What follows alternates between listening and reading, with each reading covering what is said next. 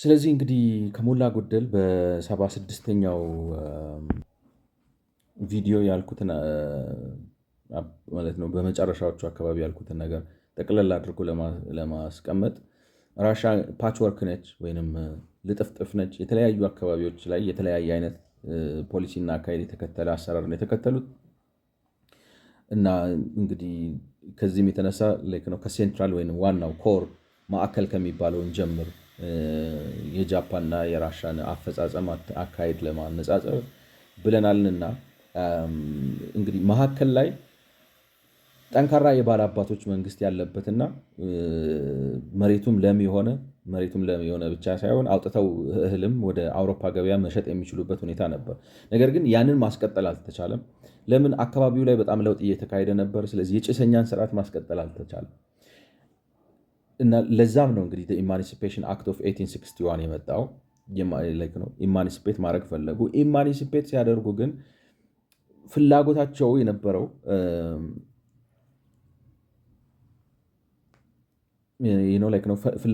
የነበረው በጃፓን ገበሬውን ነፃ አውጥቶ አገሪቱን ዘመናዊ ስርዓት ውስጥ የማስገባት ነገር ነው ፍላጎቱ፣ የፖለቲካ ፍላጎቱ፣ እሳቤው፣ አደራረጉ፣ አካሄዱ እንደዛ ነው። በራሻ ግን ለውጡ ግዴታ ሆኖ በግድ መጥቶባቸዋል። መንግስታቱ ግን የፈለጉት ምንድን ነው? ገበሬውን መሬት ሳይሰጡ ነፃ ካወጡት ላንድ ለስ የሆኑ ጭሰኞች መሬት ሳይሰጣቸው ነፃ ሲወጡ ማለት ኢንዱስትሪ የለ ምን የለ ገብተው ስራ ወደ ከተማ ገብተው ተቀጥረው አይሰሩ ምናምን አይሉ በራብ ሙት ማለት ነው። በራብ ሙት ብለህ ደግሞ አንድ ማህበረሰብ ካስገደድከው እንደ ገበሬ ያለ ሰፊ የማህበረሰብ ክፍል ከፍተኛ የገበሬ አመፅ አስነስቶ ከፍተኛ ችግር ይፈጥራል። ስለዚህ ላንድ ለስ ኢማንሲፔሽን አልፈለጉም። ምክንያቱም ቦልቲክ የሚባለው አካባቢ ከ1816 እስከ 1819 የነበረውን ነገር አይተዋል። ስለዚህ መሬትም ሊሰጡት ፈልገዋል። መሬትም ለመስጠት ሲፈልጉ ግን መሬት ከተሰጠው እና ማምረት ከጀመረ የራሱ ንብረት ባለቤት ከሆነና በማርኬት ምናምን ተወዳድሮ ልክ እንደ ጃፓኖቹ ከሆነ ገበሬ ሆኖ አይቀርም፣ ይወጣል ወይ ከበርቴ ይሆናል። ከበርቴ መሆን ካልቻለ ወጥቶ ሰራተኛ ይሆናል። የኢንዱስትሪ ዲሲፕሊን የሆነ የተማረ ስርዓት ያለው ምናምን ያለው ነው ከተሜ ይሆናል። ከተሜ ከሆነ ዴሞክራሲ ይመጣል ነው። ዲሞክራሲ ከመጣ የነሱ ስልጣን አይኖርም። ስለዚህ መሬት ስጠው፣ ግን መሬቱ የምትሰጠው ወይ የመሬት ከበርቴ የመሬት ከበርቴ ካልሆነ ደግሞ ኢንዱስትሪያላይዝድ የሆነ ፕሮሊተሪያይዝድ የሆነ በእንግሊዝኛው ሰራተኛ የሚለው ቃል ትንሽ አስቸጋሪ ነው፣ ፕሮሊቴሪያት ብሎ ለመተርጎም አይደለም። ስለዚህ ፕሮሊቴሪያይዝድ የሆነ ሰራተኛ እንዳይሆንም መሬት የሌለው ጭሰኛ ሆኖ እንዳያምፅም የሚያደርግ እዛው ጭሰኛ አድርጎ የሚያስቀረው ግን እንዳያምፅ የማያደርገው ፕሮሊተሪያይዝድም እንዳይሆን የሚያደርገው ነው። ያንን ነገር ለማሳካት ነው። በአጭሩ ምንድን ነው ገበሬውን ጭሰኛ አድርጎ የማስቀረት አካሄድ ነው የተከተሉት ማለት ነው። በጭሰኝነት ላይ ነው። ከጭሰኝነት እንዳይወጣ ያቺ ላሪቫ ዛሃባራቫ የተባለች ተመራማሪ ስሟ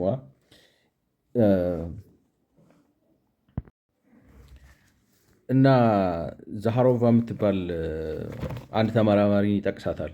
ራሻዊት ነች። ይሄ የኢማንሲፔሽን አክቱን የማሻሻያ ለውጡን ምናምን ላይ በተመለከተ ጥናት ያደረገች ራሻዊት ኢማንሲፔሽን ዋዝ ኢንቴንድድ ቱ ኪፕ ዘ ፒዘንትስ ፒዘንትስ። ስለዚህ ነፃ ማውጣት ነው፣ ግን ግቡ ጭሰኞችን ጭሰኞች አድርጎ የማስቀረት ግብ ያደረገ ነው ማለት ነው። ኢንቴንድድ ዳት ኢዝ ቱ አቮይድ ዘ ኤመርጀንስ ኦፍ ፕሮሌታሪያት ኤንድ ዘ ሪቮሉሽነሪ አፕሂቫል አሶሺየትድ ዊዝ ዳት ፕሮሰስ ማለት ነው። ለምንድነው ጭሰኛ ሆኖ እንዲህ ነው? አብዮትን ለማስቀረት በአብዮት የሚመጣ የስልጣን ለውጥን ለማስቀረት በአጠቃላይ ሀገርን የማዘመንና የማስተካከል ግብ አይደለም የያዘው ለውጡ። ሀገርን የማራመድ ወደፊት የማስኬድ ማህበራዊ ለውጥ የማምጣት ልማትን የማምጣት ሽግግርን የማምጣት አይደለም። ነገር ግን ጭሰኛውን ጭሰኛ እንደሆነ አስቀርቶ ይህንንም የሚያደርግበት ምክንያት ምንድን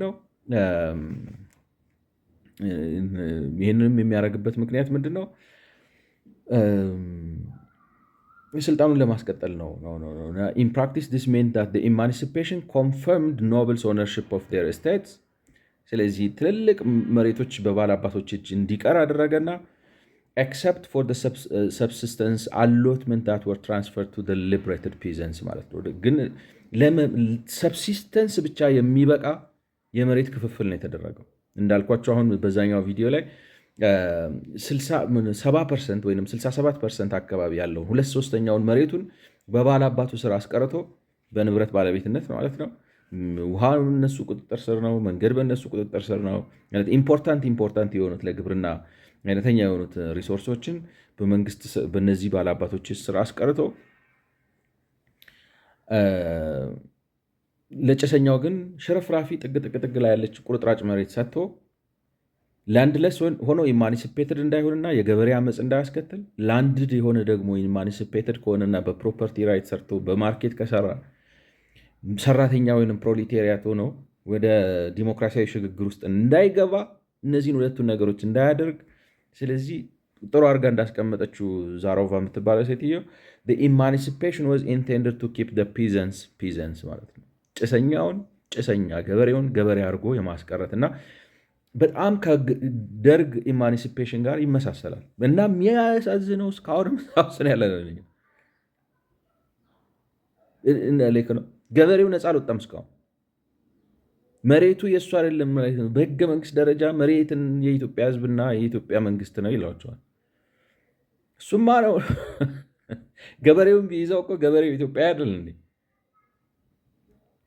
ገብቶች እንደዚህ አይነት የቃላት ጨዋታ ይጫወትና ግን ገበሬውን ኢንቴንሽኑ ምንድን ነው ነው ግቡ። እኔ አሁንም ያሳስበኝ የልማታዊ መንግስት ያቶ መለስ የሚያስፈራ ይምላችሁ ገበሬውን ገበሬ አድርጎ የማስቀረት ነው። ኢማኒሲፔሽን አይደለም፣ ነፃ የማውጣት ነው። የራሻ ፈለግ ነው እና ኢን ፕራክቲስ ዲስ ሜን ዳት ኢማኒሲፔሽን ኮንፈርምድ ኖብልስ ኦውነርሺፕ ኦፍ ዜር ስቴትስ። ስለዚህ እርሻቸውን ይዘዋል። ኤክሰፕት ፎር ሰብሲስተንስ allotments that were transferred to the liberated peasants who had to compensate the nobles for their lost property in soil and soils. እንደገና ደግሞ መሬት የሆነች ሽርፍራፊ መሬት መሰጠት ብቻም ቢበቃ ጥሩ ነበር። ሽርፍራፊ መሬት ከመስጠትም ማለት ለሰብሲስተንስ ብቻ በልቶ ለማደር የሚያበቃ መሬት ነው የሚሰጣቸው። ያችን እንዲይዙ ነው የሚደረገው። ያቺም ከተሰጣቸው በኋላ ግን ከባላባቶቹ ተበድለዋል ነው ተበድለዋል። መሬት ተወስዶባቸዋል። መሬትም መወሰድ ብቻ ሳይሆን ጭሰኛም ተቀምጠዋል። ስለዚህ who had to compensate the nobles for their lost property in soil and souls. ስለዚህ መሬትም አጥተዋል፣ ሶልስም አጥተዋል ሰራተኛ። Subsequent state policy sought to both preserve the noble land loss created by the emancipation and prevent the widespread peasant proletarialization that emancipation had been designed to avoid. ስለዚህ እንዳልኳችሁ ስደመድሙት በራሻ ለውጥ ሲደረግ እሳቤው ገበሬውን ነፃ ለማውጣትና ሀገር ኔሽን ቢልዲንግ አይደለም፣ ስልጣን ጥበቃ ነው። ስልጣንን የማስጠበቅ ነው። ስልጣንን እንዴት ነው የምታስጠብቀው? ጭሰኛውን ጭሰኛ አድርገ ነው እና ክፋት አታዩበትም። እኛ ሀገርም ይሄን ነው የምንታገለው ይመስለኛል ነው። ምን ይላል ከዛ ቀጥሎ እንግዲህ አሁን በዚህኛው in central Russia the outcome was almost the exact reverse. In place of the immediate rule of the noble over the peasantry, the Tsarist regime legally recognized the peasant communal institutions as owners of the allotment land, rendering them collectively liable for their members' taxes and redemption payments and granting them considerable power over their members ይላል ማለት ነው። ስለዚህ እንግዲህ የራሻው ማሻሻያ በዚህ መልኩ የተደረገው ማሻሻያ ምን አደረገ መሰላችሁ? ገበሬውን ከባላባቱ ቀጥታ የስልጣን ቁጥጥር ነፃ ወጣው። በባላባቱ ስር አይደለም፣ ኢማኒሲፔትድ ሆኗል። ግን እንዳልኳችሁ ግቡ ፒዛንት ጭሰኛውን ጭሰኛ አድርጎ የሚያስቀር ነው። ለሰብሲስተንስ ለቀለብ ብቻ የምትሆን መሬት ትሰጠዋለች እና ግብር መክፈል አለበት። ደግሞ ከባላባቱ ተወስዷል ተብሎ ለ49 ዓመት እሱ እንኳን ባይጠቅሰው እኔ ሪፈር አድርጌ እንዳገኘሁት ለ49 ዓመት መንግስት ከባላባቶቹ 30% የሚሆነውን መሬት ቀምቶ ለገበሬው ሲያከፋፍል መሬት ተወስዶባቸዋል። መሬትን ብቻ ሳይሆን ጉልበትም ተወስዶባቸዋል በሚል ክፍያ ሰጠ። አድቫንስ አረጋቸው በቦንድ ማድረግ ማለት ነው። ልክ ተመሳሳይ ነገር ጃፓን ውስጥም ታያላችሁ። እኔ የሚገርመኝ ፓራሌሊዝሙ የሆነ አንድ አይነት ተመሳሳይ የመማክርት ጉባኤ ያለ ነው የሚመስላችሁ። እንደዚህ ነው የሚደረገው፣ እንደዚህ ነው። ግን ራሻዎቹ ይወስዱትና ጥብጥብ አድርገው ሰባብረው በራሳቸው መንገድ በሌላ መንገድ ነው የሚወስዱት። እና ባለስልጣን ምንድነው ይህ ነዋሪውን መንግስት የማስቀጠል ነገር ነው። በኋላ ላይ እንግዲህ ብሶ ገንፍሎ መጥተው አብዮት እስኪወልድና የጥቅምት አብዮቱ የዛሬውን መንግስት እስኪያጠፋው፣ ግን የሚያሳዝነው አጥፍቶትም መልሶ እሱ ነው የደገመው ነው። የሚገርማቸው ሴም ቲንግ ነው የተቀጠለው እና ራሻ ውስጥ አሁንም እሱ ነው ያለ ነው የሚባለው። እና የሆነ ግሩፕ አለ በቃ ስልጣኑን አስቀጥሎ መቀጠል የሚፈልግ አት ኤክስፔንስ ኦፍ ማስ ማለት ነው። እና እንደዛ አድርጎ ቅንጥብጣቢ መሬት ሰጥቷቸው ገበሬዎቹን ጭሰኛ አድርጎ ካስቀራቸው በኋላ ግን ግብር አለባቸው እንዳልኳችሁ 30% ተወስዶበታል፣ ሰራተኛ ተወስዶበታል ብሎ መጀመሪያ ለባለአባቶቹ ብር ከፈላቸው ኢን አድቫንስ። እና ያንን አድቫንስ ያደረገውን ገንዘብ መንግስት ከጭሰኛ ገበሬዎቹ በ49 ዓመት ኮሌክት አደረገው። ፎር ኔክስት 49 ይርስ ነው ላይክ ነው ሲከፍሉ ነበር። ይሄንን ሲከፍሉ ነበር እና ያንን የማስከፈሉን ኃላፊነት ለማን ነው የሰጠው? እዛ አካባቢ የገበሬ ማህበር አቋቋመ። ስለዚህ የገበሬ ማህበሩ ገበሬዎቹ በልተው ጠጥተው ሰብሲስተንስ የሆነች የተሰጣቸውን እርሻ ሰርተው እንዲያድሩ ነው እንትን ሰፖርት ግሩፕ ይመስላል፣ የማህበር አስተዳደር ይመስላል፣ ሰልፍ አድሚኒስትሬሽን ይመስላል። ግን ሊብሬትድ አይደለም። ይህ ነው ትንሽ ወሰብሰብ ያለ አሽመድምዶ የማስቀረት ሴራ ነው። ስልጣን የማስጠበቅ የፖለቲካ ሴራ ነው። እና ሴንትራል ራሻ አውትካም ቢካዝ ምን አደረገ? የባለአባቶቹን ስልጣን አንስቶ የገበሬ ማህበር ስልጣንን አቋቋመ ማለት ነው። በጃፓን የገበሬ ማህበር መንግስት ራሱ ሳያቋቁመው ነበር። እንዳልኳችሁ የጃፓኖቹ ትንሽ አሰረንት ናቸው። ባህሪያቸው ራሱ ለምን እንደሆነ ዩኒክ ይሆናል። እንዴት እንደሆነ አላውቅም። ባለፈው እንዳልኳቸው ጭቃሹም እኛ ሀገር ጭቃሹም ነበር የገበሬ ማህበር ሊቀመንበር ነገር ነው። ግን ምን ነው ገቨርንመንት አፖይንትድ ነው፣ መንግስት የሚያውቀው ሰው ነው። በጃፓኖቹ ጭቃሹሙ ግን ነው ራሳቸው ዲፋክቶ ዲጁሬ ሳይሆን ዲፋክቶ የተፈጠረ ነው። የመሬት ከበርቴውም ዲጁሬ ሳይሆን ዲፋክቶ የተፈጠረ ነው። ሪፎርሙ ያደረገው ምንድን ነው? ይህን የጭቃሹሙንም አነሳው ባላባቱንም አነሳውና የመሬት ከበርቴውንም ገበሬውንም በኩልነት የንብረት መብት ባለቤት፣ የዲሞክራሲን መብት ባለቤት ወዘተ እኩል ሲቲዝን አደረጋቸው። ስለዚህ ኮምፕሌትሊ ሌላ ታሪክ ውስጥ ነው የገቡት እነሱ። በራሻ ገበሬ ማህበር ራሱ ማለት ነው እንትን የፈጠረው አልነበረ፣ ዲፋክቶ የተፈጠረ አልነበረ። የመሬት ከበርቴም ዲፋክቶ የተፈጠረ አልነበረ። ባላባቱ ስርዓት ነው መንግስቱ። ይሄ ባላባቱ ነው ያለው። ባላባቱን ሻረ እና ግን ይሄ የራሻው ምንድን ያደረገው የገበሬ ማህበር አምጥቶ በገበሬው ላይ ጫነበት ማለት ነው። ስለዚህ ገበሬው መሬት ተሰጥቶታል። የሆነች ጥቢያ ቁራጭ መሬትን ብቻ አይደለም ግን የተሰጠችው እላዩ ላይ ግብርም ተጭኖበታል። ከባላባት መሬት ተወስዶ ነው ተብሎ የባላባቱ መሬት ተወስዶ ነው የተሰጠ ተብሎ አንተንም ማተዋል፣ ጉልበቱንም ማተዋል፣ ክፈለው ተብሏል። ያንን ለመንግስት ገቢ ያደርጋል። ምክንያቱም መንግስት ለአንተ ብዬ ቀድሜ ከፍዬልህ ነው የሰጣሁት ብሎታል። እዛ ላይ ይህንን ግብር ለማሰባሰብ ብሎ የገበሬ ማህበር አስቀምጦበታል። ስለዚህ ውጤቱ ሌላ ነው። ገበሬው እንትን ነው አለቃ ነው የቀየረው እንጂ አለቃው ገበያ አልሆነም፣ ውድድር አልሆነም፣ ነፃነት አልሆነም ማለት ነው። ፒዛንስ ራይትስ ቱ ሴል ዴር አላትመንት ላንድስ ቱ ዲቫይድ ኢት ፎር ዴር heirs or even to leave their village were legally curtailed። ከዚህ የተነሳ ባለዳ ናቸው፣ እንደ ባለዳ ነው የተቆጠሩት። ማለት አምርተው ምርታማ ሆነው የሚያመልጡበት ሜካኒዝም የለም። የተሰጠቻቸው ቁራጭ መሬት ነች። በላያቸው ላይ የገበሬ ማህበር አለ። አካባቢያችሁን ለቃችሁ መሄድ አትችሉም ይባላሉ። ምክንያቱም ዕዳ አለባቸው ገና የሚከፈል መሬት ተወስዶ ተሰጥቷቸዋል ተብለው አካባቢያቸውን ለቀው መሄድ አይችሉም። ማውረስ እንኳን አይችሉም ወዘተ። በቃ በአጠቃላይ በገበሬ ማህበሩ ቁጥጥር ስር ነው የነበሩት። ሴንትራል ራሻ ነው። That's why the Japanese state proclaimed the formal freedom of peasants as individuals and landowners and empowered landowners against the formerly quasi-autonomous peasant community. In Russia, the emancipation of the serfs was followed by the legal recognition and consolidation of communal institutions ይላል። ስለዚህ ስታነጻጽሩት በተለይ አሁን እንግዲህ የምናነጻጽረው የሴንትራል ራሻ የሚባለውን ሪጅን ስለሆነ በጃፓን መንግስት ማለት ፒዛንቶቹን ነፃ አውጥቶ የመሬት ከበርቴዎቹንም ነፃ አውጥቶ እኩል ዜጋ ናችሁ፣ በንብረት ባለቤትነት መብት እያንዳንዳችሁን አውቃችኋለሁ፣ ንብረታችሁን ገዝታችሁ ሸጣችሁ እንደፈለጋችሁ አድርጋችሁ ትሄዳለ፣ ኢኳሊ ትሪት አደርጋችኋለሁ። ስለዚህ ጭሰኛ ሆነ መሬት ተከራይተ የሰው መሬት የምታርስ ከሆነ በንብረት ህግ መሰረት አስተዳድርሃለሁ ወዘተ ወዘተ ሲል አጌንስት ፎርመርሊ ኳዚ ኦቶኖመስ ፒዛንት ኮሚኒቲ። ስለዚህ ይሄ የገበሬ ማህበሩንም ሻረው፣ የፊውዳል አገዛዙንም ሻረው፣ የመሬት ከበርቴውንና ጭሰኛውን እኩል አደረጋቸው።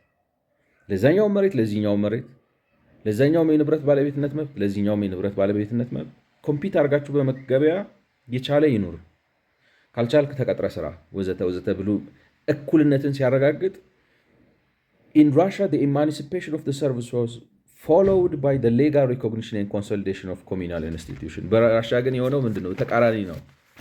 ባላባቱ ተትቷል። ነገር ግን ገበሬው መጥቶ በገበሬ ማህበር ስር እንዲቀመጥ ነው ማለት ነው። ስለዚህ ለገበያ አልተጋለጠም ነው። በዚህ መልኩ የራሻ ገበሬ ከባላባት እረኝነት ወደ ገበሬ ማህበር እረኝነት ስለተሸጋገረ ገበሬው በገበያ ተወዳዳሪ አምራች እንዳይሆን አደረገው። ስለዚህ ለማርኬት ኤክስፖዝድ አልሆነም ነው የእሱ አርጊመንት። እንግዲህ እንዳልነው ምንድን ነው የንብረት ባለቤትነት መብት ማርኬት ወይም ኦፖርቹኒቲዎቹ መምጣት ብቻ አይደለም፣ ነገር ግን ኢኮኖሚያዊ ህልውናቸው ከገበያው ጋር መተሳሰር አለበት። ከገበያው ጋር መተሳሰር አለበት ማለት በውድድር መስራት አለበት ነው። አሁን ግን የሆነው በራሻ በተለይ ይሄ ሴንትራል ሪጅን በሚባለው ገበሬው ኢማኒስፔትድ ሆነሃል ተብሏል። ግን ኢማኒስፔትድ ሆኖ የተሰጠችው ቁራጭ መሬት ነች። ያቺ ቁራጭ መሬት ደግሞ እንደገና ብዙ ታክስ አለባት ተብሎ ያንን ታክስ እንዲያሰባስብ የመሬት አስተዳደሩ እንዲቆጣጠር ሰዎች ቀያቸውን ትተው ወደ ሌላ ቦታ ስራ ፍለጋ እንዳይሄዱ ምናምን የሚቆጣጠር የገበሬ ማህበር ነው የተቀመጠባቸው። ስለዚህ ባላባት ቢነሳም ተመልሰው በዛ በገበሬ ማህበሩ ስር ነው የመጡት ማለት ነው። In the old agrarian core of the empire, in the central Blackers and middle Volga regions, the state's reinforcement of the regulatory power of the peasant commune served as a bulwark against competitive market-oriented agricultural development. ከዚህ የተነሳ ውድድር እንትን ነው በቃ ይሄ ኮሚናል የገበሬ ማህበር ሊቀመንበሩ ተቆጣጣሪ ነው። ሰራተኛ አትሆንም፣ መንደር ለቃ አትሄድም፣ መሬትን አንትልም ምናምን ባለቤት አልሆነም፣ ባለዕዳ ነው የሆነው ገበሬ። ስለዚህ ማርኬት እንትኑ ይሄ ግድብ ሆነበት ነው የሚለው። እንዲ የነፃ የወጣው ኢማንስፔትድ የሆነው የራሻ ገበሬ በማርኬት ተወዳድሮ ወይ ጉልበቱን ሸጦ ወይ ምርቱን ሸጦ መኖር እንዳይችል በገበሬ ማህበር ቁጥጥር ስር እንዲሆን ስላደረገው ገበሬ ማህበሩ ግድብ ሆኖ ነው ገድቦ አቆመው ማህበሩ። ስለዚህ ለገበያ ሊጋለጥ አልቻለም። ይህ ማለት ኑሮ እየከፋ ሲሄድ የገበሬ ማህበር ሰዎች ስራ ፍለጋ መንደራቸውን ለቀው እንዲሄዱ አያደርግም። ወይም ደግሞ ምርታማነትን ለማሳደግ ለምሳሌ አራርቆ የመዝራት ስልት በመጠቀም አይሰራም ማለት አይደለም። በአጠቃላይ ማለት ለመኖር እንዲችሉ ቴክኖሎጂ ሊያመጣ ይችላል። ለምሳሌ አፈራርቃችሁ ዝሩ ብሎ ላይክ ነው ቴክኖሎጂ ሊያመጣ ይችላል።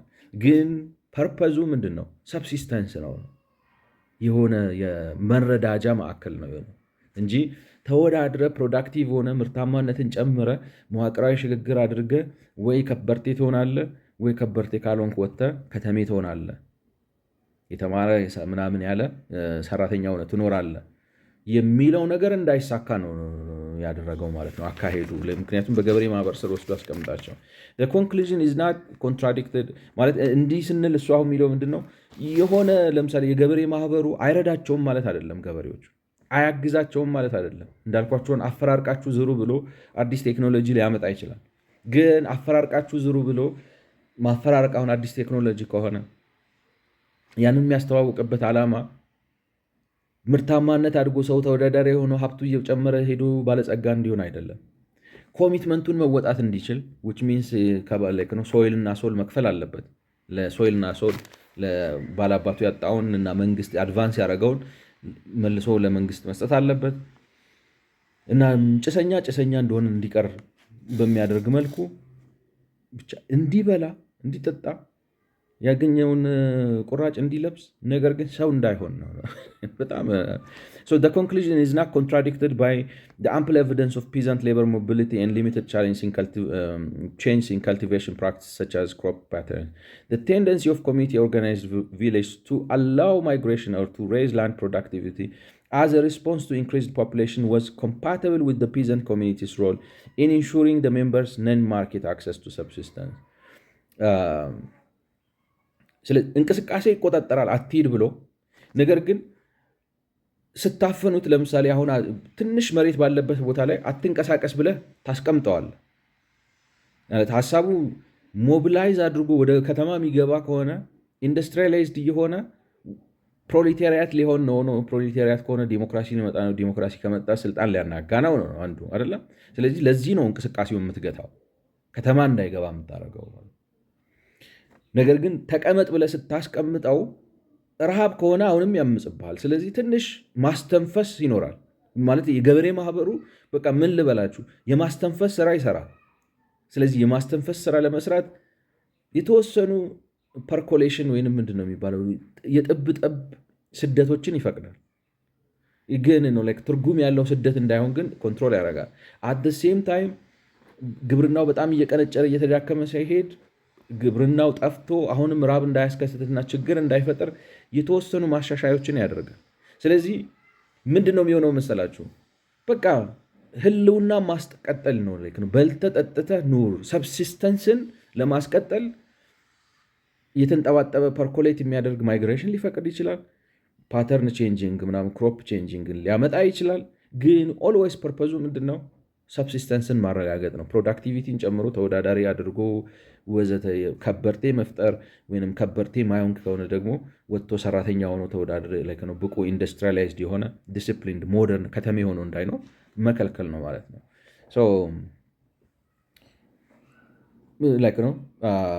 the tendency of community organized village to allow migration or to raise land productivity as a response to increased population was compatible with the peasant community's role in ensuring the members' non-market access to subsistence. ስለዚህ በማርኬት ነን ማርኬት የሆነ ገበያም ላይ ተደጋፊነት እንዳይኖር የሚያደርግ ነው እና ማይግሬሽን በተወሰነ ደረጃ ሆን ብሎ አደራጅቶ መልቀቅ መቻሉ ወርክ ፎርስ የለቀቀ ነበር አያስብለውም። ያንም የሚያደርገው ሰብሲስተንስን ለማረጋገጥ ነው እና ዶንት ሚስ አንደርስታንድ ነው የዳታውን ኢንተርፕሪቴሽን። as Moon points out, like many peasants all over the world who lived close to the margins of subsistence, Russian peasants culture emphasized minimizing risk rather than maximizing profit. ስለዚህ አንድ ሙን የሚባል ሰውዬ አንድ ሌላ ተመራማሪ ማለት ነው እንዳለው like many peasants all over the world who live close to the margins of subsistence, በአብዛኛው ከእጅ ወደ አፉ የሆነ የግብርና ስልት ላይ ተመስርተው የሚኖሩ ገበሬዎች እንደሚያደርጉት የዛን ወቅቱ የራሻ ገበሬ ከምርታማነት ይልቅ በልቶ ማደር ላይ ያተኮረ ነው። ራሽያን ፒዘንስ ካልቸር ባህሉ emphasized minimizing risk rather than maximizing profit ይላል ማለት ነው። እና ገበሬ ማህበሩ ምን ሆነ መሰላችሁ? በቃ በጣም ምንድነው በሳይኮሎጂ የሚባል ነገር አለ አሉ ነው ስቶክሆልም ሲንድሮም። እና ስቶክሆልም ሲንድሮም የሚባለው ምንድነው? አሁን አንድ የአእምሮ በሽተኛ ምናምን የሆነን ሰው ይጠልፍና ቤት ይዘጋበታል እና ነው ጠልፎ ምናምን ይዞ ዝም ብሎ የአእምሮ በሽተኛ ስለሆነ ዝም ብሎ አስሮ ሊያስቀምጠው ይችላል። ወይ ሴት ትሆናለች ምናምን አስሮ ያስቀምጣል ምናምንና ሰውየው አሁን በዛ በጠለፈው ሰው ላይ ሙሉ ስልጣን አለው። ከፈለገ ሊገለው ይችላል። ገብቷቸዋል? ሊገለው ይችላል። ግን የአእምሮ በሽተኝነቱ የሚያደርገው መግደል አይደለም። ሰውየውን ተቆጣጥሮ እዛው አስቀምጦ ሴት ከሆነች እሷን እየደፈረ ወዘተ ወዘተ መኖር ነው የሚያስደስተው እንጂ የሆነ ነፍሰ ገዳይ አይደለም ማለት ነው።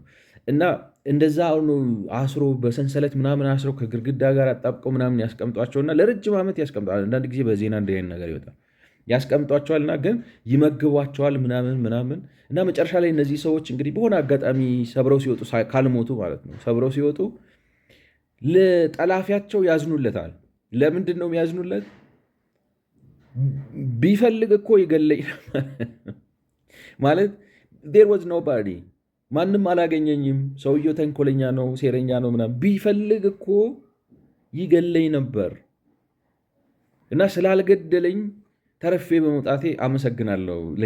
ስለዚህ ስቶክሆልም ሲንድሮም እንትን ከጠላፊያችሁ ጋር ስሜታዊ ቁርኝት ሲፈጠር ማለት ነው። ስታዝኑለት፣ ስትራሩለት፣ ጨቆናችሁ ሰው ጋር እንደዚህ አይነት ቁርኝት ሲፈጠር ማለት ነው እና ገበሬ ማህበሮቹም እንግዲህ ገበሬ ማለት ይሄ ገበሬ ማህበር ሊቀመንበር የሚባለው ጭቃሹሙ አይነተኛ አቀሳሳሪ ስለሆነ አሁን ለምሳሌ በቃ ልክ ነው ስራ ጠፋ፣ እዚህ ተሞከረ፣ አልቻልኩም እና ሰፈሬ ልልቀቅ ሲል አንዱ እሺ ብሎ ስለሚለቀው ሰውየው ይመሰክራል አይቶ ማለት ነው።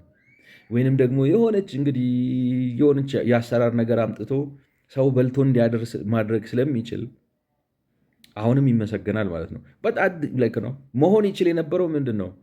ዝም ብላ አታስፈልግም ነው እኮ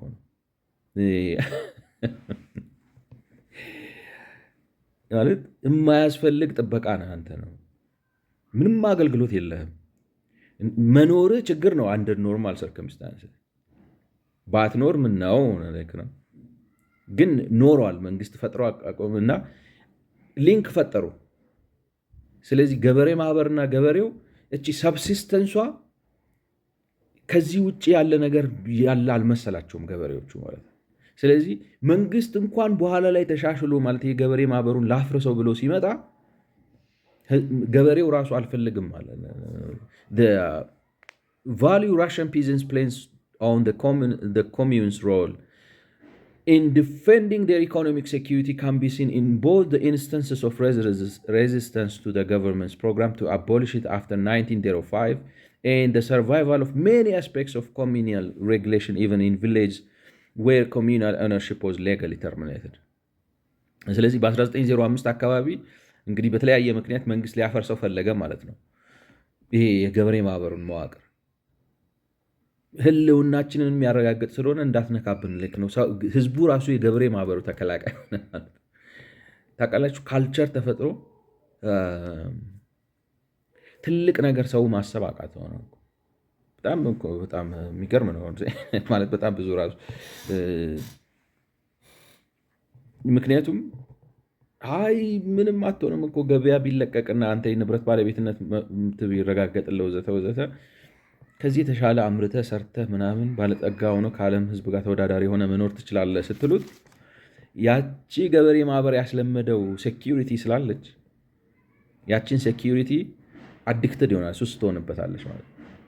ስለዚህ ሰው ታውቃላችሁ በአምባገነን መንግስት ስር ራሱ እኮ ይኖራል። ለምን?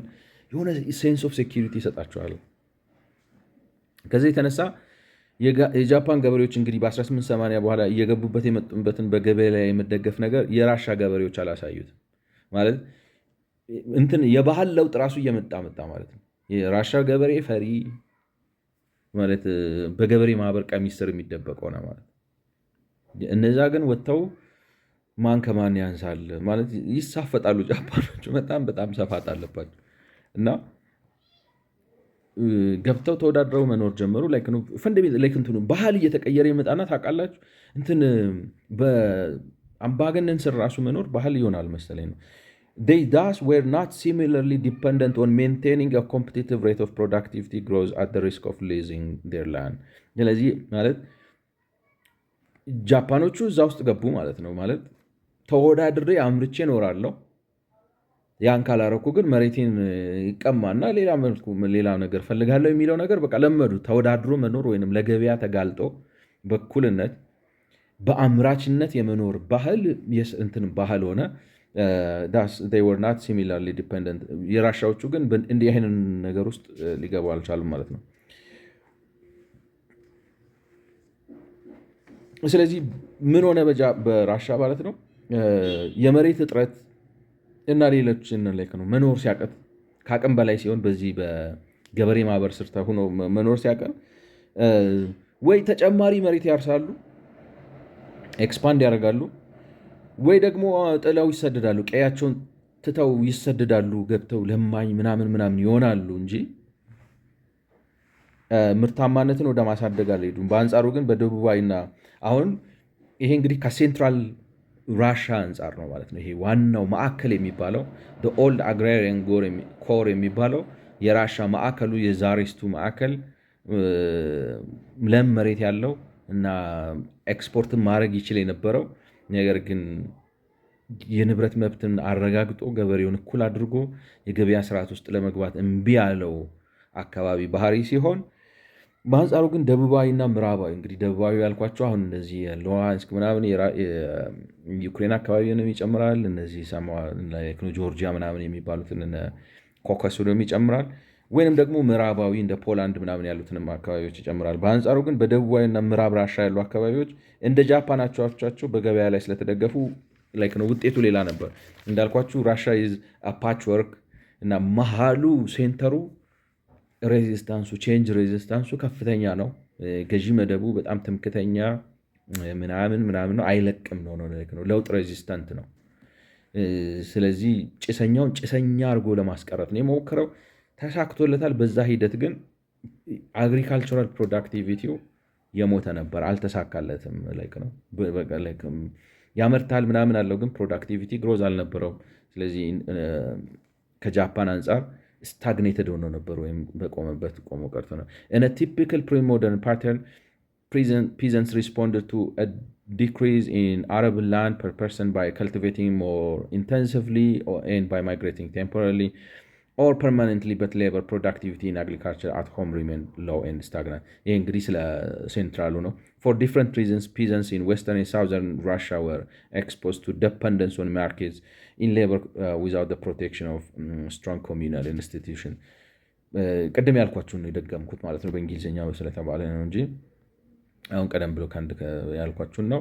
ምክንያቱም እነዚህ የደቡባዊና ምዕራባዊ ራሻ ማርኬት ላይ ዲፔንደንት መሆን ቻሉ። ምክንያቱም ኮሚዩናል እንትኑ አልነበረም፣ የገበሬ ማህበሩ አልነበረም። ለምሳሌ ኮንግረስ ፖላንድ በሚባለው አካባቢ ቀደም ተብሎ በ1807 አካባቢ የአካባቢው መንግስት ለጭሰኞች የመንቀሳቀስ መብት ቢሰጥም ለባለአባቶቹም ከመሬቶቹ ላይ ጭሰኞቹን የመንቀል መብት አብሮ ስለሰጠ ባለአባቶቹ ከጭሰኞች ጋር በአዳሪና በአሳዳሪነት ሳይሆን በምርታማነት ላይ የተመሰረተ ግንኙነት ስላስቻላቸው የአካባቢው ምርታማነት ከመላው ራሻ ከፍተኛ ነበር። አሁን ይሄ በዛ ምንድነው በይቅርታ ኮንግረስ ፖላንድ በሚባለው አካባቢ ጭሰኛው መንቀሳቀስ ካልፈለግ ተነስተህ በአካባቢ መቀየር ትችላለህ፣ መሄድ ትችላለህ ምናምን ብሎ ፍሪደም ሰጥቶታል። ስለዚህ ኢማኒስፔት አድርጎታል፣ ላንድለስ ቢሆንም ማለት ነው። አት ሴም ታይም ግን ለባለአባቱ ደግሞ የፕሮፐርቲ ራይት ሰጥቶታል። ስለዚህ አንድ ሰው ቀጥረ ስታሰራ ሰውየው ፕሮዳክቲቪቲ ካልሆነ ከፈለክ ልታባረው ትችላለህ፣ ልታስወጣው ትችላለህ። አሰራሩ እንደዛ ነበር። ስለዚህ ያ ስለሆነ ግንኙነት ምንድን ነው? ባለሀብት ሆናችሁ የመሬት ባለሀብት ሆናችሁ የመሬት ምርታማነቱን ገበያ ላይ ያስደግፋችሁ ሰው ስትቀጥሩ እንዲህ ትሰራለህ፣ ሰርተህ ካስረከብከኝ ከፍልሃለሁ፣ ካልሆነ ደግሞ አልፈልግም ብዬ አስወጣሃለሁ ማድረግ ያንን ማድረግ መብት ስለሰጣቸው ፕሮዳክቲቭ ነበሩ እና ምርታማነታቸው ከሌላ አካባቢ ዲፍረንት ነበር ነው የሚለው። Thus, the serfs were no longer bound to the land, but landlords used the threat of eviction as a powerful bargaining chip against the tenants. ይሄንን ነው የሚላችሁ ማለት ነው። ገበሬውም እንደፈለገ እንዳሻው መንቀሳቀስ ይችላል። ስለዚህ የመንቀሳቀስ መብቱ አለው። ባላባቱም ግን የማስገደድ መብቱ አለው። ነቅልሃለሁ ካልሰራ ይላል ማለት ነው። ነቅልሃለሁ ስላልክ መንግስት መጥቶ የገበሬ ማህበር መጥቶ ነው አትችልም ምናምን ብሎ አደባብሶ አስታርቆ አሸማግሎ የሚያስቀርህ የለም ማለት ነው። የንብረት According to official statistics, in 1859 around 40% of agrarian population was effectively landless. Peasants in market claim to land were attenuated in the decades between 1807 and clear signs of capitalist development in the region appear in the later statistics. So ገበሬ ማህበሩ ኖሮ ነው መሬቱን ብታመርትበትም ባታመርትበትም ተወዳዳሪ ብትሆንም ባትሆንም መኖር ስላለብህ ጭሰኛ ሆነ እንድትቀር ወይም ሰብሲስተንስ መብላት ስላለብህ ከምርታማነት ጋር አይደለም መሬቱ የተገናኘው የሚለው አባባል የለም። የመሬት ባለሀብቶቹ ማስገደድ እና ኢቪክሽን ማምጣት ይችሉ ነበር ማለት ነው። I've seen that. ልክ ነው ማስገደድ ይችሉ ነበር። ፖይንቱ ምንድነው? የንብረት ባለቤትነት መብትን አረጋግጠ በዛ ላይ ማዘዝ መቻል አለብህ። ያንን ማድረግ ካልቻልክ ፕሮዳክቲቪቲ አይኖርም እስከተዛዘንክ ድረስ። አይ ምን ይሆናል ብሎ ገበሬ ማህበሩ መጥቶ አዳኝቶ አትነቅለውም አይሄድም ምናምን ብሎ ማስቀረት የሚችል ከሆነ የንብረት ባለቤትነት መብት አልተረጋገጠም፣ ኮምፒቲሽኑ አይኖርም ማለት ነው። ኦልሬዲ in 1897 the urbanization rate was around 25%.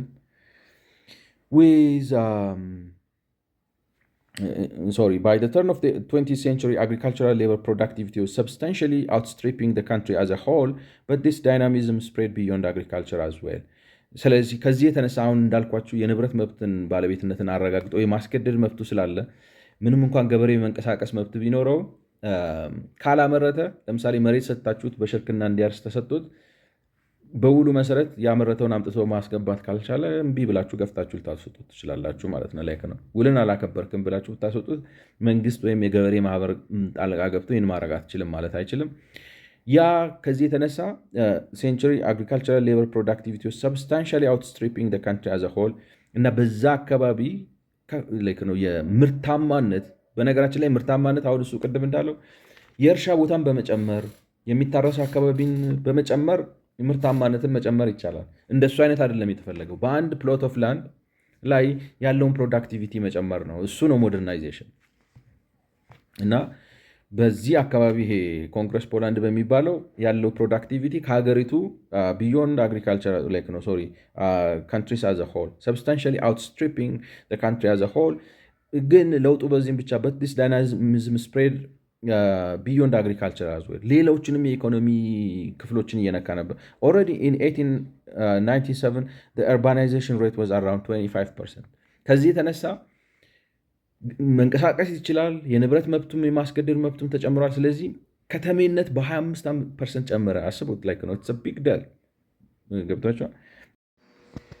with an additional 25% of rural residents outside the agricultural workforce comparable to the provinces around Moscow and St. Petersburg and much higher than the national average። እና እንግዲህ የሚለው ምንድነው 25% urbanization በ1897 መጣ። 25% ጨመረ urbanization ነው። 25% urbanization መፍጠር ብቻ ሳይሆን በገጠር ውስጥ ያለው ራሱ እዛ ሩራል የሚባለው አካባቢ ውስጥ ራሱ የሚኖረው ማህበረሰብ 25%ቱ ከግብርና ጋር ያልተያያዘ ሌላ የስራ መስክ ላይ የተሰማራበት ሁኔታ ነው የተፈጠረው ማለት ነው። ስለዚህ ኢንዱስትሪያላይዝድ የሆነ እና የእድገቱ ደረጃ ደግሞ ሞስኮ እና ሴንት ፒተርስበርግ የሚባሉ እንግዲህ የታወቁ ማዕከላቶቹ ጋር በሚነጻጸር መልኩ ነው እድገቱን ያመጣው። ልክ ማዕከሉ በለማበት አግባብ ነው እነዚህም የለሙት ማለት ነው። ስለዚህ 25% ወደ ከተማ ገባ፣ ኢንዱስትሪያላይዝ አደረገ። 25% ኢንዱስትሪያላይዝ ከማድረግ በተጨማሪ ገጠር ውስጥ ራሱ ያለው ሰው ሩራል ውስጥ ያለው ሰው ገበሬ ከመሆን ይልቅ በዕደ ጥበብ፣ በንግድ፣ በተለያየ መስክ ላይ ተሰማርቶ 25% በግብርና ሳይሆን ከግብርና ጋር ባልተያያዘ ነገር መኖር ጀመረ ማለት ነው። ተመሳሳይ ነገርም ይሄ እንግዲህ አሁን እስካሁን ያብራራ ነው በኮንግረስ ፖላንድ በሚባለው አካባቢ ነው። ተመሳሳይ ነገርም ኮንግረስ ፖላንድ በሚባለው ሳይሆን ቅድም የምታስታውሱ ከሆነ ኢማኒሲፔሽን ምንድነው ላንድለስ ኢማኒሲፔሽን የሚባል ነገር ቦልቲክ ሪጅን ላይ ተፈጥሮ ነበር። ያንን አይነት ላንድለስ ያ ግን በኋላ ላይ አመፅ አስከትሎ ነበር። ስለዚህ እንደዚህ አይነት አመፅ የሚያስከትል ላንድለስ ኢማኒሲፔሽን እንዳይፈጠር በሚል ነው ገበሬውን መሬት ሰጡት። ግን የሰጡት መሬት የሆነች በጣም ትንንሽ መሬት ከሰብሲስተንስ የማታልፍ መሬት እንድትሆን አድርገው ነበር የሰጡት ብለናል። እና እሱ አሁን የሚለው ምንድነው በዛ ቦልቲክ በሚባለው አካባቢ ራሱ ኢማኒሲፔት ላንድለስ ኢማኒሲፔሽን ቢሆንም ተመሳሳይ ፓተርን የሚገርማችሁ ምንድነው መሬት እንኳን ሳትሰጡት ሰውየውን ዝም ብላችሁ ገፍትራችሁ ብታስወጡት ራሱ ይሻለዋል።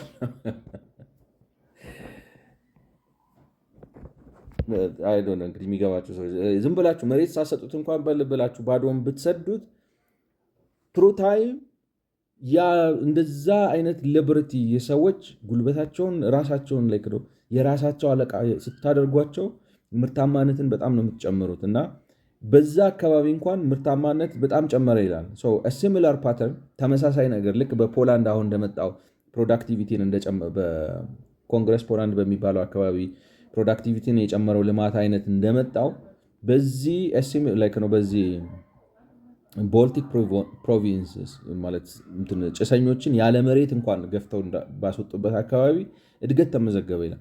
ሲሚላር ፓተርን ሴት ኢን ሞሽን ባይ ላንድለስ ኢማንሲፔሽን ኦፍ ሰርቭስ ኢን 1816 up until 1819 appears in the Baltic provinces, where in 1897 agricultural labor productivity was 57% above the national average, and subsequently the region began to shift away from agriculture.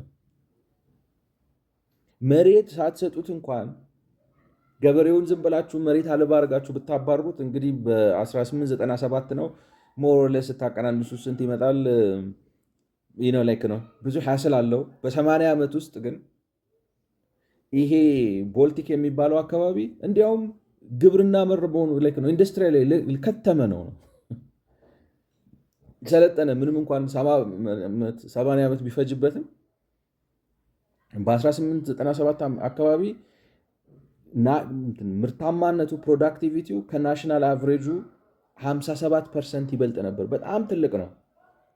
and subsequently the region began to shift away from agriculture ከግብርና ራሱ ወጣ ነው እና ኢማንሲፔሽን ወይንም ነፃ አውጥታችሁ ገበያ ላይ ስታስደግፉት እንደው ኢፍታዊ እንኳን ቢሆን ነው የዚህ አይነት የማዘመን ከፍተኛ አቅም አለው። እንደዚሁም አዲሲቷ ራሻ የሚባሉት ደቡባዊ ለጥ ያሉ የሳቫና እነሱ ስቴፕ ይሉታል አይነት አካባቢዎች ማለት ሰፊ ለጥ ያለ ሜዳ ላይ ሳር ያለበት አካባቢ እንደማለት ነው አሉ። የፊውዳሊዝም ስርዓት ጥንካሬ ደካማ ስለነበር እንደዚህ አይነት የተሻለ ውጤት ተመዝግቧል ነው። the most dynamic agricultural region of the empire was undoubtedly the southern steppes እና ከራሻ አሁን እንግዲህ የተለያዩ አካባቢዎችን እያነጻጸናለም። ሴንትራል ኮሮ አለ። አሁን የቦልቲኩን ፖላንዱን ምናምን አየን። አሁን ደግሞ ወደ ደቡቡ እየመጣ ነው እና በጣም ፕሮዳክቲቭ የሆነው ይሄ ደቡቡ ነው በራሻ ውስጥ አግሪካልቸራሊ። እንግዲህ ደቡቡ አሁን ከዩክሬን ጋር የሚጣሉበትንም አካባቢ ይጨምራል፣ ጆርጂያ ምናምን ይጨምራል ማለት ነው። in new Russia and the Caucasus the institutional legacy of serfdom was faint። በጣም የፊውዳላዊ ስርዓቱ ሌጋሲው በጣም የደከመ ነበር። A large portion of the land in 1905 around 40% was owned in large estates of over 220 hectares። ስለዚህ 40% የሚሆነው በዛ አካባቢ የነበረው መሬት ብዙ ነው። አንዳንድ ጊዜ እስከ 220 ሄክታር በአንድ ግለሰብ ስር ሊሆን ይችላል ማለት እና አካባቢው ደግሞ በጣም ፕሮዳክቲቭ ነው። So this export-oriented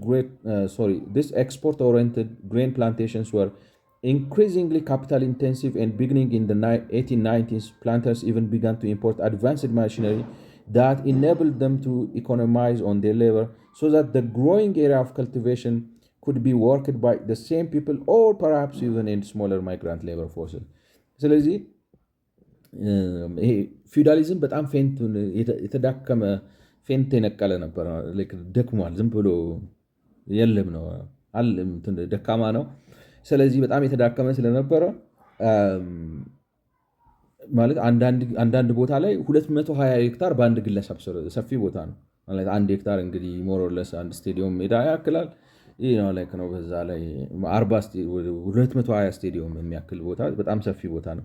ይህን የሚያክል ቦታዎች በግለሰብ ስር ነበሩና ከዚህ የተነሳ የመሬት ከበርቴዎቹ ማለት የውጭ ቴክኖሎጂ ራሱ እያስገቡ መጠቀም ጀምረው ነበር እና የሰው የጉልበት ሰራተኛቸውን ቁጥር ሳይጨምሩ ቴክኖሎጂ በመጠቀም ምርታማነታቸውን እያሳደጉ ነበር። እንዲያውም አንዳንዴ ሰራተኛ ራሱ እየቀነሱ ኢንቨርስሊ ሪሌትድ አድርገውት ነበር። ሰራተኛ ራሱ እየቀነሱ ግን ምርታማነታቸው እየጨመረ ነበር። The region's agricultural sector provided demand for not just imported machinery but also relatively simple products of growing local implements industry። ከዚህ የተነሳ ለግብርና ቴክኖሎጂ ራሱ ገበያ ሆኖ ነበር ማለት ነው። አካባቢ ለግብርና ቴክኖሎጂ ገበያ ሆኖ ነበር አካባቢ ማለት ማሽን ኢምፖርት ያደርጋል። ስለዚህ አሪፍ ነው። እዚህ አካባቢ የግብርና ቴክኖሎጂ የሚገዛ ገበያ ሆኖ ነበር። ለዛም ብቻ ሳይሆን ለሎካል ኢንዱስትሪው ራሱ የተለያዩ ጥቃቅን ማሽነሪዎችን የግብርና አጋዥ መሳሪያዎችን ለሚያመርቱ የአካባቢው የኮቴጅ ኢንዱስትሪም ራሱ ገበያ ፈጥሮ ነበር ማለት ነው። እንደገና አሁን እንግዲህ ምዕራቡን አየን፣ ቦልቲኩን፣ ፖላንድን አየን። ወደ ታች መተን ደግሞ ሳውዘርን የሚባለውን አየን። ይሄ ኮከስ እና አሁን ሉሃንስክ ዶኔስክ ምናምን የሚባለው የራሽያ ኢስተርን ፍሮንቴሩ ደግሞ ኤክስፓንድ ያደረጉበት ወደ ሳይቤሪያ ማለት ነው። የሳይቤሪያው የሚለየው ምንድን ነው? ሰፋሪ ነበር በአብዛኛው የራሻው ገበሬ ማለት ነው። ዊች ሚንስ ዝም ብሎ አንድ ቤተሰብ ሚስቱን ልጆቹን ይዞ የሆነ ዘር ይዞ የሆነች እንግዲህ አንድ ላም ወይ ምናምን ይዞ ይወጣል ማለት ነው። ወጥቶ ይሰፍርና ይተክላል። ምንም እንኳን መሬት ባለቤትነት መብት ባይኖረው ቤተሰብ መስርቶ ምናምን ይኖራል ማለት ነው። እንደዛ አይነት ነበር ልክ ነው። ስለዚህ ማርኬት አልነበረም ነው ሰብሲስተንስ ነው። ስለዚህ ውጤቱ ጥሩ አልነበረም ነው የሱ ሴንስ። The southern steppes were not the only region of New Russia settlement in the final decades of the Tsarist rule, but the other major frontiers of the empire to the east in Siberia followed a very different trajectory. ስለዚህ በራሻ የመስፋፋቱ ሂደት ሳፋሪዎቹ ወደ ደቡብ ብቻ አልነበረም የሚሄዱት፣ ወደ ምስራቅም ሄደዋል ነው የሚለው። ግን በምስራቅ የነበረ ሁኔታ ሌላ ስለነበረ ትራጀክተሪያቸው ወይም አካሄዳቸው የተለያየ ነበር ይላል። Whereas peasants from the central Russia went forth as seasonal laborers, peasants migrated eastward as families seeking to set up homesteads. ማለት በአብዛኛው አሁን ወደ ደቡባዊ ራሻ ምናምን ገበሬው ሲሰደድ የጉልበት ሰራተኛ ለመሆን የተሰደደው፣ ወደዛኛው ግን ሲሰደድ ሰፍሮ ገበሬ ሆኖ ለመኖር ነው። ላይክ ነው ሆምስቴድ ለመፍጠር ነው ሄደው። ጓሮ ኖሮት ጓሮ ላይ እያረሰ እየዘራ ምናምን ለመብላት በቃ እዛው አምርታ እዛው በልተህ የምትኖርበት አይነት ግብርና ለመፍጠር ነው። እና ጨረቃ ሰፋሪም ሆኖ ነው የሄዱት በአብዛኛው። እና ስለዚህ የንብረት መብት ሌጋል ማድረግ የሚችል አልነበረም። ዝም ብሎ እንዳልኳችሁ እንደ ዝንጅብል እንትን ነው። Although peasants legally did not have title to their land, there were de facto rental and sale market. ስለዚህ የጨረቃ መሬት ቢሆንም ግን መሬት ይገዛሉ ይሸጣሉ። ላይክ ነው ዝም ብሎ በጨረቃ የያዘውን መሬት ለምቷላ። አንዳንዴ በሰፈራ እንግዲህ እንደምታዩት መንጥረው አቅንተው መንገድ አስገብተው ወባውን ካለ ወይ ሌላ ነገር ካለ ተዋክተው ምናምን ብለው መንደር ስታብሊሽ ካረጉ በኋላ ምንም እንኳን ቦታውን ነው ላይክ ነው ልኬት አውጥቶ ምናምን ብሎ ይሄ እንትነው በዚህ ግብር ትከፍላለህ ብሎ ታይትል ዲድ ሰጥቶ ምናምን የንብረት ባለቤትነትን የሚያረጋግጥ መንግስት ባይኖርም ያንኑ የጨረቃ መሬት ለሰው ይሸጡትም ያከራዩትም ነበር ይላል። So late imperial Siberia, communal institutions were generally reported to be on the whole much weaker than in central Russia. Peasants could and did sell their surplus grain, dairy, handicraft, and in aggregate Siberia exported a large quantity of especially the first two.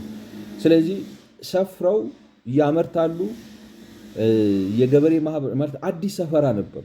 ስለዚህ ፖለቲካሊ በጣም ነው ላይክ ነው እንትን ያለ ይሄ አንዳንዴ በጣም ስታብሊሽድ ሲያደርግ ነው ቼንጅ ሬዚስታንስ የሚሆነው። አዲስ አካባቢ ስለሆነ ወጥተው አምርተው የሆነችም ሰርፕለስ ኖሯቸው ላይክ ነው ጥራጥሬ፣ የእንስሳት ተዋጽኦ፣ የእጅ ስራ፣ ሽመና ምናምን ይሸጡ ነበር ይላል። ሆኖም ግን ዞሮ ማለት እንትናቸው ማርኬት ዲፐንደንስ እንዲሆን አሁን ለምሳሌ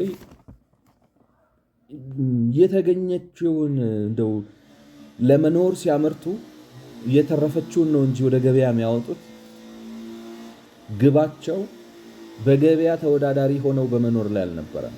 ስለዚህ ፕሮዳክቲቪቲያቸው ይሄ ሳይቤሪያ በሚባለው አካባቢ በጣም ደካማ ነበር ማለት ነው።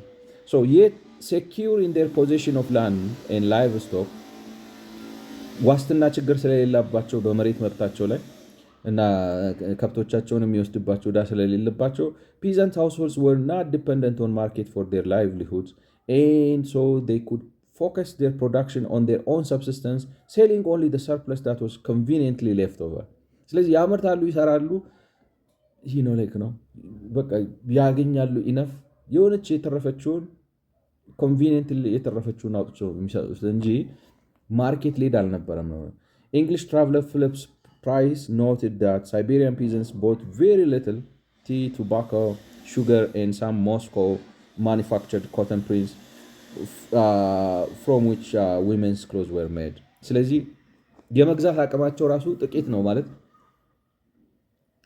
ኢኮኖሚ ያለ ይሻላል፣ ይንቀሳቀሳል። ከዚህ ይሄ ስታግናንት ከሆነው ኦልድ ራሻ ከሆነው ኦልድ አግራሪያን ኮሩ አዲስ ሰፈራው ዝም ብሎ ሰፍሮ ሰርቶ አምርቶ ይበላል። የተወሰነች ነገር ትተርፈዋለች፣ ይሸጣል። በዛች የሚያገኘት ብር ይሄ ሻይ ይገዛል፣ ቱባኮ ትንባሆ ይገዛል፣ ስኳር ይገዛል፣ ጨርቅ ይገዛል። በቃ አለቀ።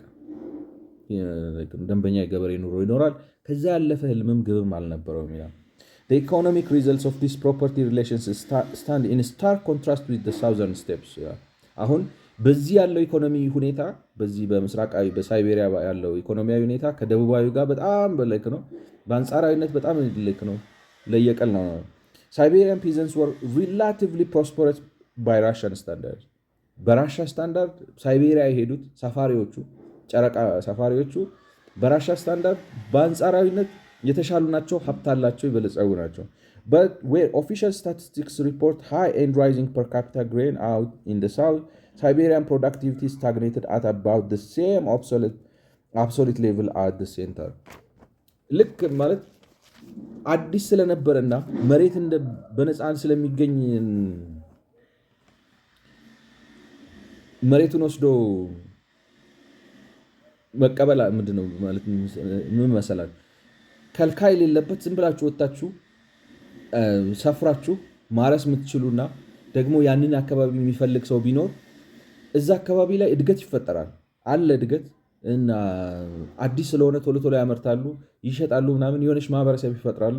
ግን መጥቶ የት ነው የሚሆነው? ልክ ሴንትራል እንትኑ ጋር ደርሶ ነው የቆመው፣ የትም አልሄደም ነው። ቢካውዝ ማርኬት ላይ ዲፐንደንት አልነበረም። መሬት እንኳን ምንድነው የሚባለው ነው ካን እንትን የሚያመርቱት ነገር ካልበቃቸው ዝም ብለው የሚያርሱትን ማስፋት ይችላል።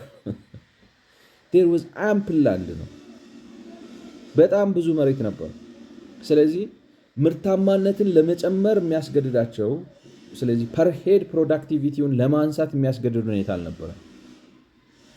ለመብላት ካነሳቸው እርሻቸውን ራሱ ማስፋት ይችላሉ። የጨረቃ መሬት ነው፣ መንግስት ቁጥጥር የለበትም። እንዲያውም መንግስት ብድር ሁሉ ሰጥቶ ነው የሚልካቸው ነው ማለት ዝም ብሎ ኤክስፓንድ የማድረግ ኦኪፓይ የማድረግ ቦታ የመያዝ ምናምን ነገር ነው የነበረው። ስለዚህ ኢፊሽንሲ፣ ፕሮዳክቲቪቲ፣ ኢንዱስትሪያላይዜሽን ኦብጀክቲቭ አልነበረም። ስለዚህ መጥቶ ማለት ስታግኔት ነው ያደረገው። Siberian peasants were relatively prosperous by Russian standards, but where official statistics report high and rising per capita in grain, statistics report high and rising per capita grain output in the south.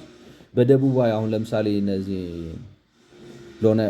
ዶኔስክ፣ ሉሃንስክ ምናምን በሚባሉት አሁን ዩክሬን ውስጥ ባሉት አካባቢዎች እና በኮካስ ምናምን በሚባለው አካባቢ ፕሮዳክቲቪቲ የስታቲስቲክሱ መረጃ ፕሮዳክቲቪቲ ጨመረ እያለ መረጃ ሲያሳይ፣ በእነዚህ አካባቢዎች ግን ፕሮዳክቲቪቲ ማለት ምርታማነት ይጨምራል።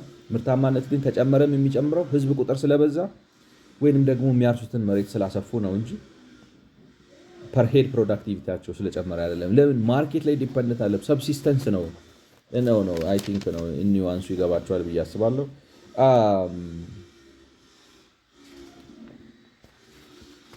አይ ዶንት ኖ እንግዲህ 6 ደቂቃ አለኝ ብዬ ልቀጥልበትና ከጨረስኩኝ ካልሆነ ውልሲ እንግዲህ ሲጠቀልለው ምን ይላል ሲደመድም ማለት ነው። ቴብል 4 summarizes the connection between property relations and the economic outcomes where peasants have direct access to land that circumvent landowners' economic power, whether because of communal control as in Tokugawa era in Japan, or the old agrarian core in post-emancipation Russia, or because of the free availability of land as in Siberia, agricultural productivity and industrial growth was low. ስለዚህ ሲጠቀልለው የሚለው ምንድን ነው? አሁን ስታዩት እንግዲህ አነጻጸረ የጃፓን የራሻ ፓችወርክ ነች ራሻ አለ። በደቡብና በምዕራብ ፕሮዳክቲቪቲ ጨምሯል፣ ማርኬቱን ተጠቅሞታል። ተመሳሳይ ኢንቫይሮንመንት ነበር የነበረው፣ ግን በሳይቤሪያ እና ወደ ምስራቅ ባለውና ሴንትራል ራሻ ፕሮዳክቲቪቲ አልጨመረም። ለምን? ሰብሲስተንስ ላይ የተመሰረተ ግብርና ነው፣ ገበያ ላይ የተመሰረተ አይደል ነበር። በደቡብ ግን ገበያ ላይ ስለተመሰረተና በምዕራብም ገበያ ላይ ስለተመሰረተ ከናሽናል አቨሬጁ 57% ቴክኖሎጂ የሚገዛ እንዲያውም በቦልቲክ በሚባለው አካባቢ በቃ እስከነጨራሹ በ1890 አካባቢ ራሱ ከግብርና ወጣ ነው የሚለው ወደ ኢንዱስትሪ ገባ። ስለዚህ ሲደመድም አሁን የሁለቱንም አምጥቶ የጃፓንና የራሻን ሲደመድም ኮኔክሽን ቢትዊን ፕሮፐርቲ ሪሌሽንስ ኤንድ ኢኮኖሚክ አውትካምስ ዌር ፒዘንትስ ሃቭ ዳይሬክት አክሰስ ቱ ላንድ ዳት ሰርከምቬንትድ ላንድ ኦነርስ ኢኮኖሚክ ፓወር ማለት ገበሬዎች ወይንም አራሾች መሬታቸውን በገበያ እንዲወዳደሩ ማለት የመሬት ባለቤትነት መብታቸው በገበያ በመወዳደር ላይ ካልተመሰረተ ወይንም ደግሞ ከባለ አባታቸው የሚመጣባቸውን ጫና የሚያበርድላቸው የገበሬ ማህበር ካለ ወይንም ሰፊ መሬት በመኖሩ ወደ ሌላ አካባቢ መንቀሳቀስና ማረስ ምናምን የሚችሉ ከሆነ ፕሮዳክቲቪቲ ባለበት የሆነ ከሰብሲስተንስ አልፍም ነው። ትንሽም ከተረፈ እንዳልቆቹ ስኳር፣ ትንባሆ፣ ጨርቅ ምናምን ለመግዛት የሚሆን ነገር እንዲተርፍ ብቻ ሆኖ ነው የሚያደርገው። ከዛ አይወጣም ነው የሚለው። agricultural producers in this times and places were free to prioritize their security within non-market social institutions ከዚህ የተነሳ እንግዲህ እንትናቸውን ነው ሴኪሪቲያቸው ይቀድማል። እሱንም አቺቭ እስካረጉ ድረስ ለማርኬት ለመወዳደር እና ሌላ ለማምረት ብዙም ደንታ አይሰጣቸውም። in contrast በአንጻራዊነት when and where peasants cultivators were made dependent on markets dominated by landowners whether to rent land or to hire themselves out as agricultural laborers economic growth in both agriculture and industry was much higher። ስለዚህ በገበያ ላይ ሲደገፉ ግን የኢኮኖሚ እድገት በጣም ከፍተኛ ነበር። ባጭሩ ሰዎች መሬት ማግኘት ስለሚችሉ ወይንም ደግሞ እንዳይፈናቀሉ የሚከላከልላቸው ሲኖር የመሬት አክሰሳቸው በልተው ጠጥተው በማደር ላይ ሲመሰረት እና ያንንም እንግዲህ በመሬት በጣም ሰፊ መሬት በመኖሩ ወይንም ደግሞ ያንን የሚያስችል መንግስታዊ መዋቅር ባለበት ቦታ ልማት እና ኢንዱስትሪያላይዜሽን የሚያመጣ ምርታማነት ሊኖር አይችልም። በአንጻሩ ግን ኤግዚስተንሳቸው ከፕሮዳክቲቪቲያቸው ጋር ተያይዞ በገበያ ላይ ሲመሰረት ታሪኩ ሌላ ነው ብሎ አንድ ቴብል ያስቀምጣል። ቴብሉን እዚህ ጋር አደርገዋለሁ።